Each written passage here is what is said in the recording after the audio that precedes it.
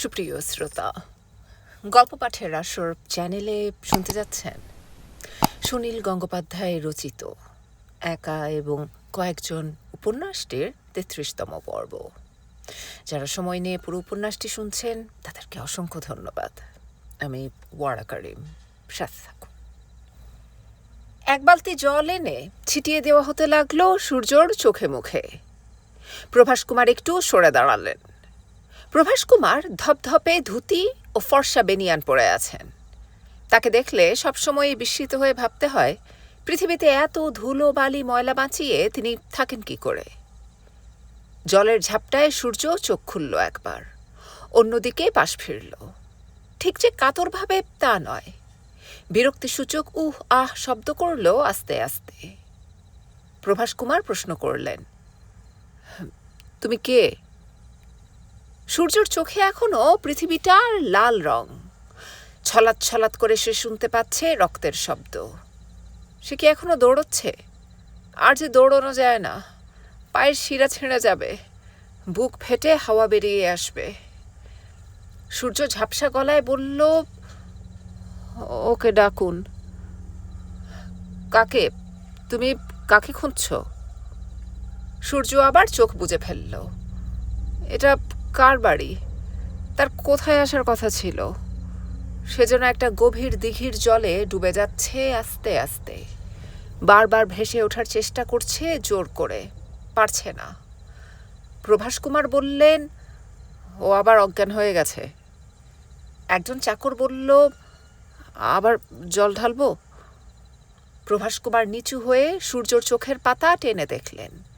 কপালে হাত দিয়ে বললেন, গায়ে ভীষণ জ্বর, এত অল্প বয়স। উঠে দাঁড়িয়ে বললেন, একে সোফাটার উপর শুয়ে রাখো আজ রাত্রিটার মতন। দাদাবাবু, যদি চোর ডাকাত হয়? দরজা বন্ধ করে দিও বাইরে থেকে। প্রভাস কুমার ওপরে উঠে সে আবার কাব্যগ্রন্থ খুলে বসলেন। মনটা চঞ্চল হয়ে গেছে। ঘন ঘন হাঁটু দোলাচ্ছেন। রাত্রির বেলা তাঁরই বাড়ির বৈঠকখানায় একটি অচেনা যুবকের চেতনাহীন দেহ বেশ কিছুক্ষণ ধরে তার চিন্তাকে আলোড়িত করে। এসব কি হচ্ছে চারদিকে? এত আগুন, রক্ত, চিৎকার, অত্যাচার। পৃথিবীতে কি কোনোদিন শান্তি আসবে না? ইংরেজরা বড় অদ্ভুত জাত, সব সময় এত যুদ্ধবিগ্রহ নিয়ে ব্যস্ত। তবু ওই জাতের মধ্যে এমন ভালো ভালো কবি জন্মালো কি করে? তবে বাল্মীকি না জন্মালে পৃথিবীতে আর কোনো কবি জন্মাতো না। লোকে জানতই না কবিতা কাকে বলে। সবই তো ইন্ডিয়া থেকে শিখেছে। আমাদের পুষ্পক রথ, আমাদের নালিকাস্ত্র, এসব কত কাল আগের। নেহাত আজকের এই বস্তুতান্ত্রিক জগতে। বাতি নিভিয়ে এ ঘরের দরজা টেনে প্রভাস কুমার চলে এলেন শোবার ঘরে। শ্রীলেখাকে জাগালেন না। মশারি তুলে শ্রীলেখার শিয়রের পাশে বসে বিয়ের দিন বাসর ঘরে শ্রীলেখার দিকে যেরকমভাবে তাকিয়েছিলেন, ঠিক সেই একই দৃষ্টিতে চেয়ে রইলেন। রূপ দেখে দেখে তার আশ মেটে না। এই চোখ, এই ভুরুর রেখা, হরিণীর মতন মসৃণ ত্বক, এসবের মধ্যেই কি এক জাদু আছে। নির্মিমেষে তাকিয়ে থাকলেও তো ক্লান্তি বোধ হয় না কখনো। প্রভাস কুমার শ্রীলেখার চুলের গুচ্ছ হাতে নিয়ে গন্ধ শুকলেন। সব রমণীর চুলেই কিরকম যেন একটা ঐতিহাসিক গন্ধ আছে। অ্যান্টনি ক্লিওপেট্রার চুলে নিশ্চয়ই ঠিক এই রকমই গন্ধ পেয়েছিল।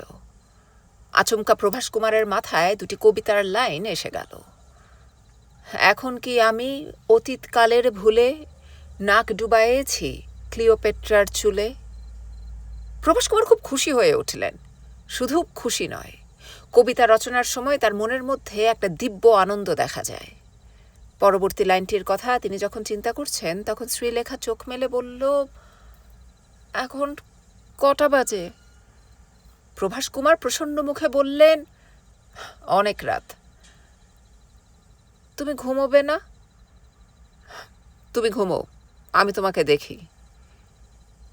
মশারির ভেতরে বোধহয় মশা ঢুকে গেছে। কই না তো, তোমায় কামড়েছে? কি জানি, পিন পিন করে একটা শব্দ হচ্ছিল কানের কাছে, তাই ঘুম ভেঙে গেল। প্রভাস কুমার সন্তর্পণে স্ত্রীর কপালে হাত রেখে বললেন, তুমি চোখ বোঝো, আমি তোমায় ঘুম পাড়িয়ে দিচ্ছি। আচ্ছা। শ্রীলেখা, একটু পরে আবার যদি তোমায় জাগিয়ে তুলি, তুমি রাগ করবে? ও মা, রাগ করব কেন? মানে যদি ইচ্ছে হয়, মানে যদি আলো নিভিয়ে দেবে না? রূপসুধা পান করতে করতে আলো নিভিয়ে দেওয়ার প্রস্তাব প্রভাস কুমারের পছন্দ হয় না, কিন্তু স্ত্রীর কথা অগ্রাহ্য করতে পারলেন না। মশারি থেকে বাইরে এলেন। আলো নেভাবার সঙ্গে সঙ্গে জানলার বাইরের দৃশ্য দেখা গেল। প্রভাস কুমার দেখলেন তার বাড়ির বাইরের রাস্তা দিয়ে সার সার পুলিশের গাড়ি চলেছে। নিস্তব্ধ নিশীথে সেই মন্থর গতি গাড়ির শব্দ মনে আতঙ্ক জাগায়। প্রভাস কুমার ভয় পেয়ে গেলেন। গত কয়েকদিন ধরে এদিকে পুলিশের আনাগোনা কিছু কমেছিল। আজ রাত্রিরে আবার এই চাঞ্চল্যের কারণ বুঝতে তার দেরি হল না। তিনি 2 আর 2 4 হিসেব করে নিলেন। জানলার একটা পাল্লা ভেজিয়ে পাশে দাঁড়িয়ে তিনি ফিস করে বললেন, আজ আমাদের বাড়িতে পুলিশ আসতে পারে। শ্রীলেখা শুনতে পেয়ে ধড়মড় করে উঠে বসে বলল, কেন? প্রভাস কুমারের পাতলা মুখখানি এখন বিবর্ণ। জানলার বাইরে এক দৃষ্টে তাকিয়ে থেকে বললেন, কোথা থেকে একটা ছেলে আজ আমাদের বাড়িতে ঢুকে পড়েছে। শ্রীলেখা বিছানা থেকে নেমে তাড়াতাড়ি স্বামীর পাশে এসে জিজ্ঞেস করল, কে? কি জানি, নামটা বলতে পারছে না। কি করে ঢুকলো? চাকর বাকররা বুঝতে পারেনি। নাম বলছে না? বলার ক্ষমতা নেই, অজ্ঞান হয়ে পড়ে আছে। আমাদের বাড়িতে এলো কেন? দেখে তো চোর ডাকাত মনে হলো না। অল্প বয়স, সবে দাড়ি গোপ উঠেছে। পুলিশ ওকে খুঁজছে? তা জানি না। ছেলেটার হাতে রক্ত লেগেছিল।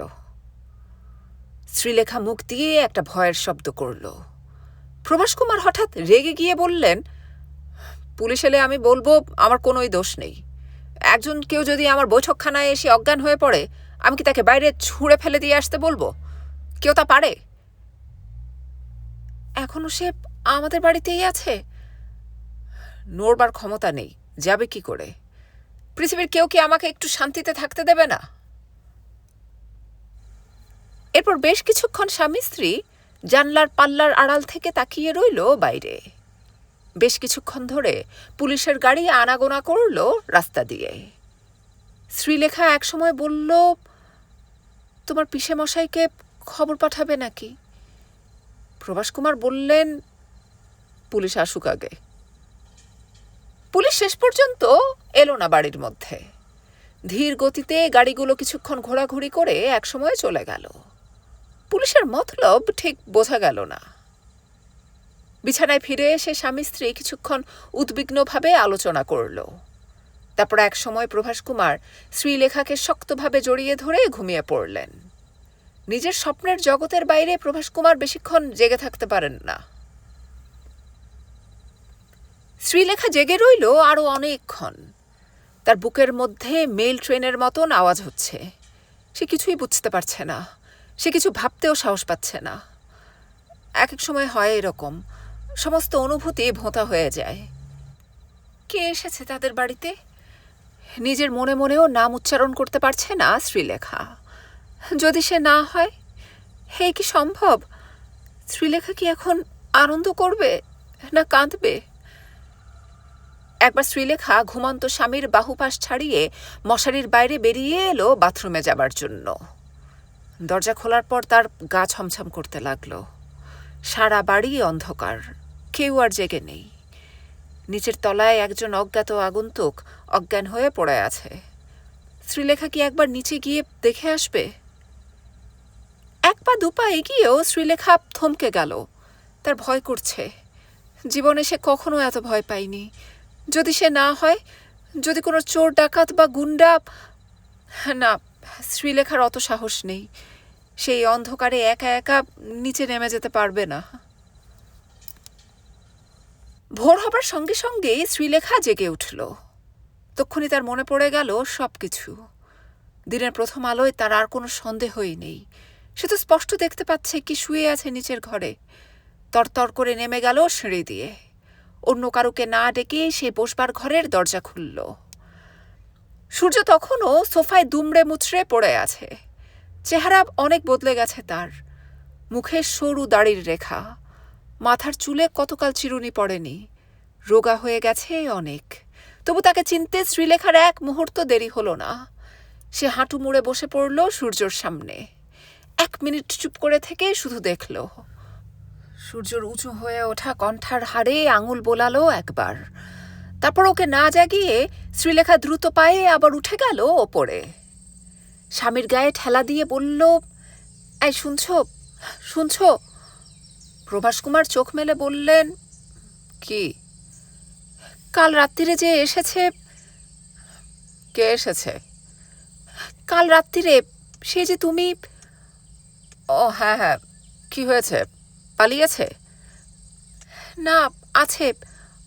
ও আমার দাদা। কি? তোমার আবার দাদা কোথা থেকে এলো? ও আমার পিস্তুত দাদা, সূর্যদা। তুমি ওকে দেখোনি? আমরা আগে যে পিসে মশাইয়ের বাড়িতে থাকতাম। প্রভাস কুমার উঠে বসে চোখ কচলে বললেন, দাঁড়াও দাঁড়াও, তোমার কোন পিসে মশাই? বড়বাবু, তার ছেলে? হ্যাঁ, আমার বিয়ের আগেই। সে যে সেই রোম্যান্টিক ক্যারেক্টার যে প্রায় বাড়ি থেকে পালিয়ে যায়। সে কি বোমা বানাবার দলে ভিড়েছে নাকি? শ্রীলেখা একটু ইতস্তত করে বলল, জানি না। প্রভাস কুমার হেসে বললেন, তোমার দাদা, তার মানে আমার শালা হলো, বড় কুটুম। তাই একটু খবর টবর দিয়ে আসবে তো। কাল রাত্রিরে খাতির যত্ন করতে পারিনি। শ্রীলেখা ব্যাকুলভাবে বলল, ওকে তুমি তাড়িয়ে দিও না, ও এমনিতে খুব ভালো। প্রভাস কুমার স্ত্রীর চোখে চোখ রেখে বললেন, কাল রাত্রিরে যখন জানতাম না ও তোমার দাদা হয়, তখনও তো তাড়িয়ে দিইনি। মানুষের জীবনের দাম আছে আমার কাছে।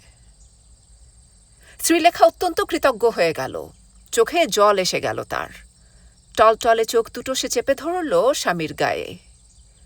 প্রভাস কুমার বিছানা থেকে নেমে বললেন, ওর তো গায়ে খুব জ্বর দেখেছিলাম। দানু কাকাকে খবর পাঠাতে হবে। ও কি বাইরের ঘরে থাকবে? পাগল নাকি? ওখান থেকে সরাতে হবে। ছোট কাকার ঘরে রাখবে? ছোট কাকার তো আসতে অনেক দেরি আছে।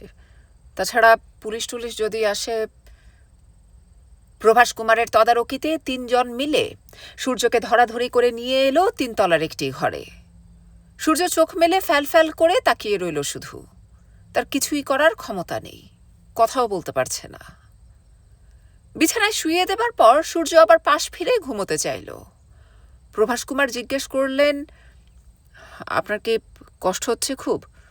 কোথাও লেগেছে? সূর্য উত্তর দিল না, আবার ঘুমিয়ে পড়ল। একটু বাদে আরেকবার জেগে ঘরখানার চারপাশে দেখে নিল দরজা ও জানালার অবস্থান। উঠে বসতে গিয়েও পারল না। সে চেষ্টা ছেড়ে দিয়ে ঘুমিয়ে পড়ল আবার। একটু বাদেই শ্রীলেখা 1 গামলা গরম জল এনে বসল সূর্যর বিছানার পাশে। সেই জলে তোয়ালে ভিজিয়ে মুছে দিতে লাগলো সূর্যর শরীর থেকে রক্তের দাগ এবং ধুলো কাদা। সেই আরামদায়ক উষ্ণ স্পর্শে সূর্য আবার চোখ খুলল। সামনে শ্রীলেখার মুখখানা দেখে 2-1 পলক শুধু স্থির হয়ে রইল সে। তারপরে মুখ ফিরিয়ে নিল অন্যদিকে। শ্রীলেখা ডাকল, আয় সূর্যদা। সূর্য উত্তর দিল না। শ্রীলেখা আবার বলল, আয় সূর্যদা, তোমার কি হয়েছে? সূর্য তখনও চোখে স্পষ্ট দেখতে পাচ্ছে না। লাল রঙের একটা ঝাপসা পর্দা এখন মাকড়সার জালের মতো সূক্ষ্ম হলেও চোখের সামনে দুলছে। শ্রীলেখার ডাক অবশ্য স্পষ্টই শুনতে পাচ্ছে। এই বোধ তার ফিরে এসেছে যে সে শুয়ে আছে নরম বিছানায়। এটা শ্রীলেখার শ্বশুর বাড়ি। এর নাম নিরাপদ আশ্রয়। শ্রীলেখা তার মুখখানা সূর্যর মুখের কাছে এনে বলল, তোমার খিদে পায়নি? কিছু খাবে? কি খেতে ইচ্ছে করছে? হঠাৎ সূর্যের মনে পড়ল যোগানন্দ বলেছিল তার বোনের বাড়িতে গিয়ে পেট ভরে খাবে। কতক্ষণ আগে? ঠিক যেন 2-1 মিনিট আগে যোগানন্দ বলেছে এই কথা। খেতে খুব ভালোবাসতো মানুষটা। সূর্য আর নিজেকে সামলাতে পারল না, ফুপিয়ে ফুপিয়ে কেঁদে উঠল, রীতিমতন শব্দ করে কান্না। কান্নার ঝোঁকে তার সমস্ত শরীরটা কেঁপে কেঁপে উঠছে। শ্রীলেখা প্রথম কিছুক্ষণ বিমোড় হয়ে দাঁড়িয়ে রইল। সূর্যকে যে সে কখনো কাঁদতে দেখেনি। শুধু তাই নয়, সূর্য যে চরিত্র সে দেখেছে তাতে এরকম কান্নার কথা কল্পনাই করা যায় না। একজন তেজি রুক্ষ পুরুষ অসহায়ের মতন কাঁদছে, যেন সে তার সারা জীবনের জমানো কান্না একসঙ্গে কেঁদে নিচ্ছে। শ্রীলেখা জোর করে সূর্যর মুখখানা নিজের দিকে ফিরিয়ে এনে বলল, কি হয়েছে, কি হয়েছে, কি আমাকে বলো তো।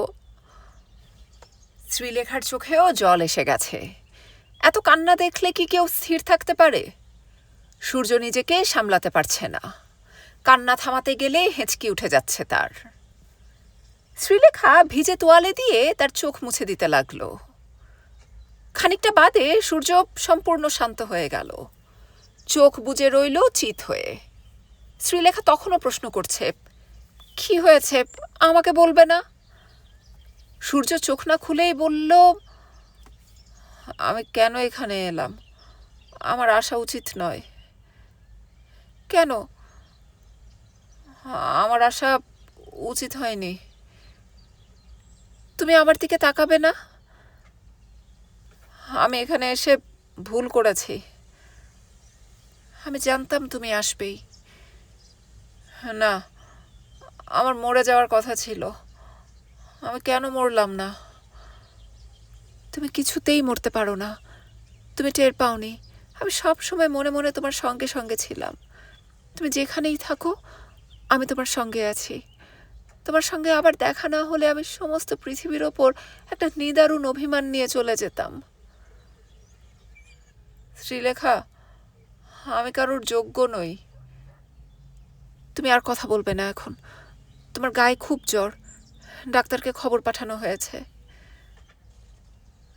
এসব কিছুই পাবার অধিকার আমার নেই। সূর্যতা লক্ষ্মীটি, একটু চুপ করে শুয়ে থাকো। গরম জলে ভেজানো তোয়ালে দিয়ে শ্রীলেখা নিঃশব্দে সূর্যর শরীর পরিষ্কার করে দিতে লাগল। সূর্য আর কোনো বাধা দিল না।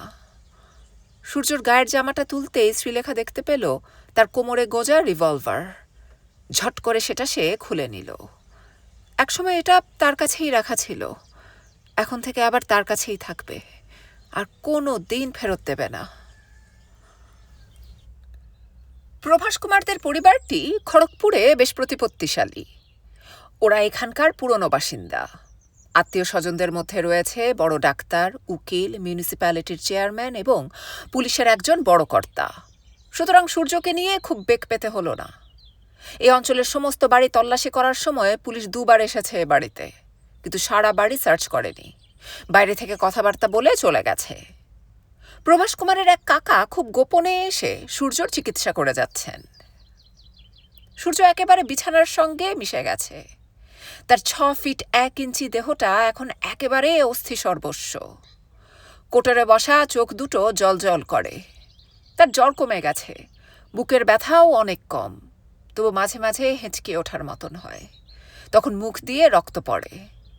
ভেতরের কলকবজার যে কি গন্ডগোল হয়েছে তা পরীক্ষা করার জন্য তাকে হাসপাতালে নিয়ে যাবার দরকার ছিল, কিন্তু সেই প্রশ্নই আপাতত ওঠে না। নিছক অদম্য জীবনী শক্তির জোরেই সূর্য আস্তে আস্তে সেরে উঠছে। যতক্ষণ জেগে থাকে তখনও সূর্য প্রায় কথা বলতেই চায় না।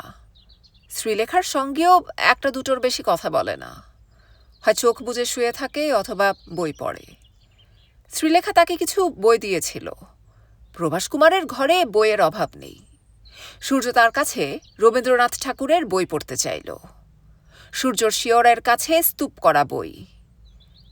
বাংলা বই সূর্য আগে বিশেষ কিছু পড়েনি। রবীন্দ্রনাথের ভাষা বুঝতে তার প্রথম প্রথম অসুবিধা হয়, তবু ধৈর্য ধরে প্রত্যেকটি পাতা 2-3 বার করে সে পড়ে।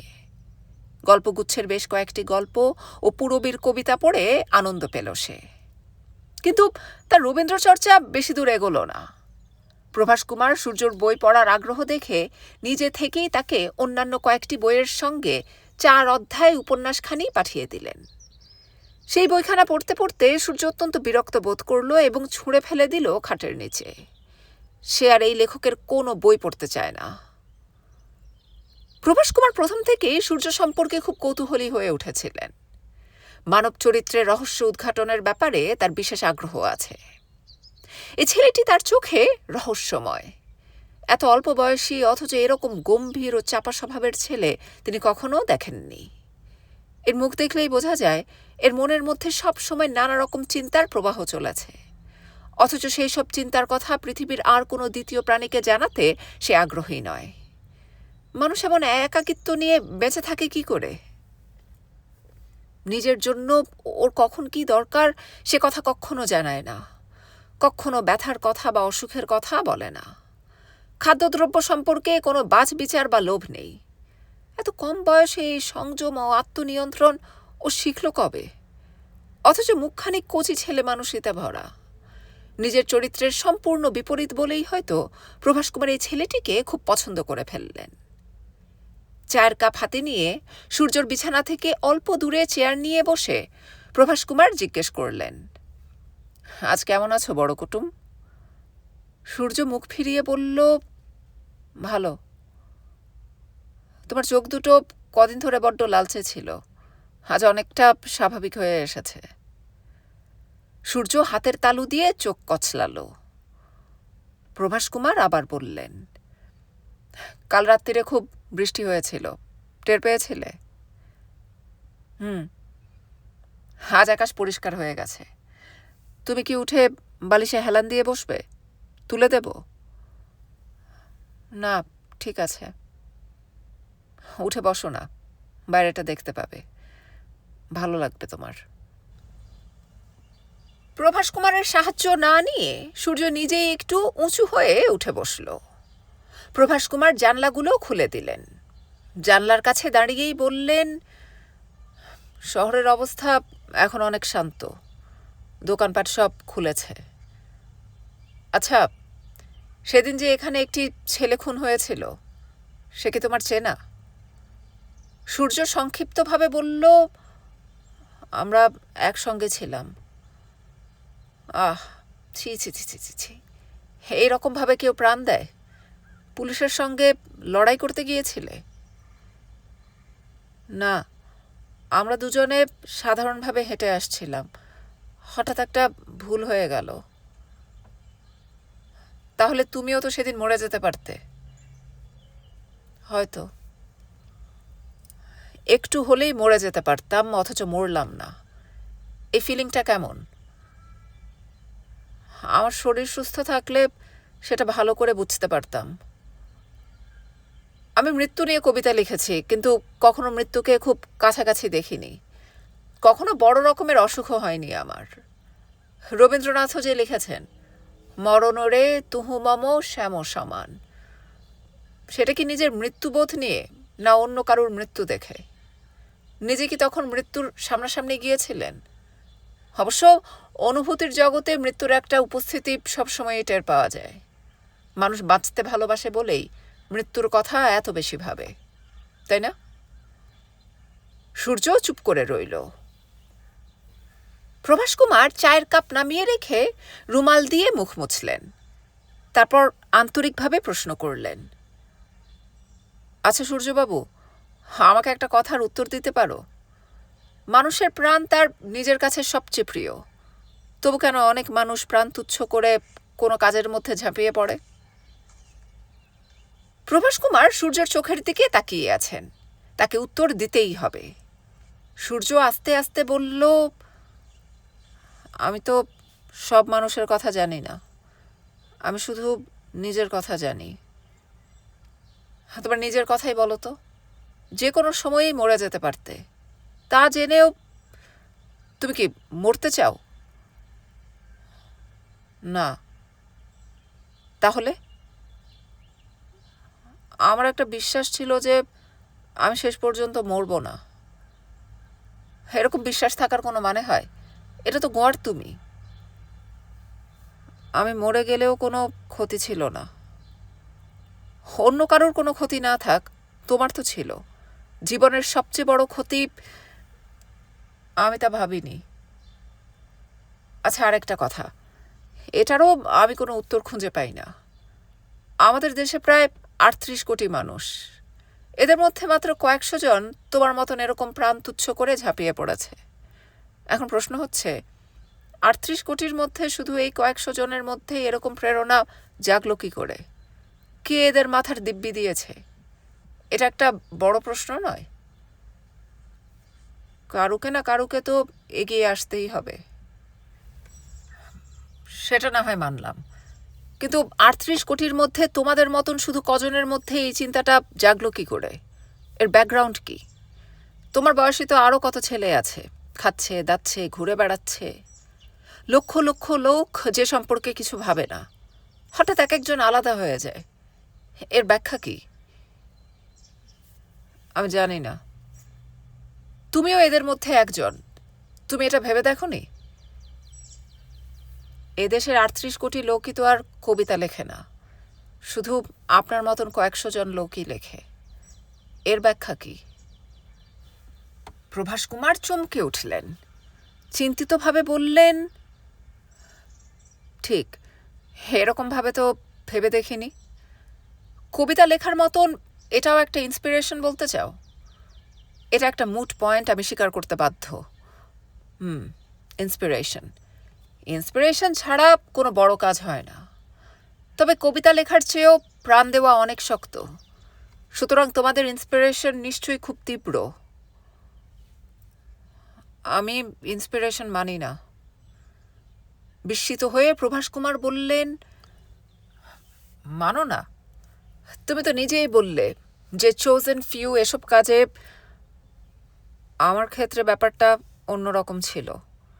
আমি হঠাৎ এমন কয়েকজন লোকের কাছাকাছি গিয়ে পড়েছিলাম যারা এই ধরনের কাজে জড়িয়েছিলেন। তাদের দেখে আমার ভালো লেগেছিল, আমি তাদের শ্রদ্ধা করতাম। সুতরাং তাদের দলে মিশে গিয়ে কাজ করতে আমার ভালো লাগতো। আমার কাছে এটা ভালো লাগা না লাগার প্রশ্ন। তোমার সঙ্গে হঠাৎ ওদের যোগাযোগ হয়েছিল? হ্যাঁ, হঠাৎ হঠাৎ অনেকের সঙ্গেই অনেকের দেখা হয়। সবাইকে তো আর ভালো লাগে না। তোমার মধ্যে এর বীজ আগে থেকেই ছিল। হতে পারে। Do you regret now? Never. এই ভালো লাগা না লাগার ব্যাপারটাই সবচেয়ে বড়। অনেক মানুষ, অধিকাংশ মানুষই যা ভালো লাগে তার জন্য অন্য সব কিছু ছাড়তে পারে না। যত সব মানুষ সমাজ সংসার সব মেনে ঘর গেরস্থালি করছে, তাদের সবারই কি এটা ভালো লাগে? তাদের অন্য কিছু করার সাহস নেই। তোমার বা আমার মতো লোক, আমরা অন্য সব কিছু ছাড়তে পেরেছি। তুমি লড়াই করতে গেছো, আমি আর কিছু না করে কবিতা লিখছি। অন্যেরা এটা ভালো চোখে দেখে না, আসলে তারা ভয় পায় কিংবা হিংসে করে। আমি কবিতা বুঝতে পারি না। আমি বোমা পিস্তলের লড়াই বুঝতে পারি না।